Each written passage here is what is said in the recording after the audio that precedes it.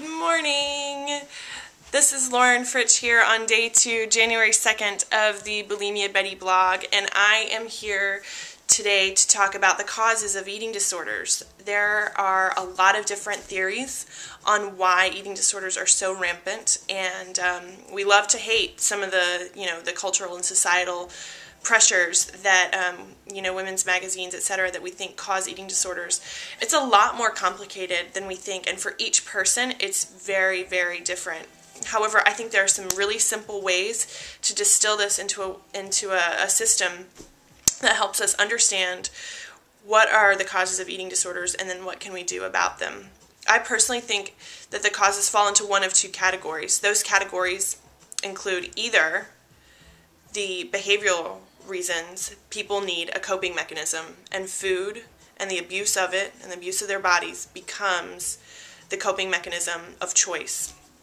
The other, non-behavioral, is related more to your physical body, to your physical self, and that is the biochemical stuff that's going on that causes you to want to abuse food or your body, and makes the eating disorder rear its ugly head. So either behavioral or physical, and I'm going to go over those with this handy-dandy post-it note behind me. So I'm actually going to get out of the frame, I think, and just pan over it so you can see what I'm talking about, and then I'm going to go through each one. So we've got need for a coping mechanism versus the physical biochemical reasons you might have an eating disorder. So on this first one, I'm going to see if I can get in the frame. It's a little sunny over here, but you've got history of abuse, sexual, verbal, physical, emotional. Alcoholism in the family, that's really common with eating disorders. Difficulty differentiating from parents or separation abnormally early from parents. Addictive, all or nothing personalities. The experience of post-traumatic stress or other trauma-inducing events. Societal and cultural pressure to be thin. A high level of self-criticism, perfectionism, a tendency towards obsessive behavior, a low level of self-love, and then just general lack of knowledge and tools for self-care.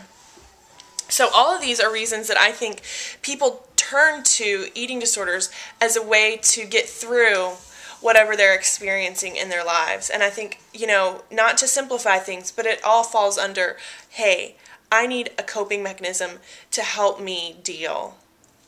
So that's the behavioral side. What I think is often ignored in a lot of treatment is the physical, the biochemical. And I have kind of developed my own theories on a lot of this stuff, but I've also read recently a great book about hormones by Dr. Dan Kalish. He's out in San Francisco, and I'm going to put a link to his website underneath it so you can get his book as well. It's fascinating, and he works with a lot of people with eating disorders, and this is an amalgamation of some of the stuff, and fortunately he and I agree. So that's one of the reasons that I was really happy to find him, and he's doing great work with recovery. So here we go. Physical and biochemical reasons that people have eating disorders. Candida, a systemic fungal infection that Rice University estimates affects up to 70% of the adult population. That's right, that's a lot of people. What is Candida? You might not have heard of it before. Candida is a fungal infection that causes symptoms including fatigue, foggy thinking, an inability to concentrate, and, depression, and interestingly enough, the desire to overeat on sugar and carbohydrates, because that's what feeds the candida, the infection, and then it grows. So it really can be a source of cravings for people. So fascinating. Also, digestive system distress, just poor absorption and of nutrients and poor digestion in general result in just malnourished people. Here we are in the land of plenty, but we often are malnourished.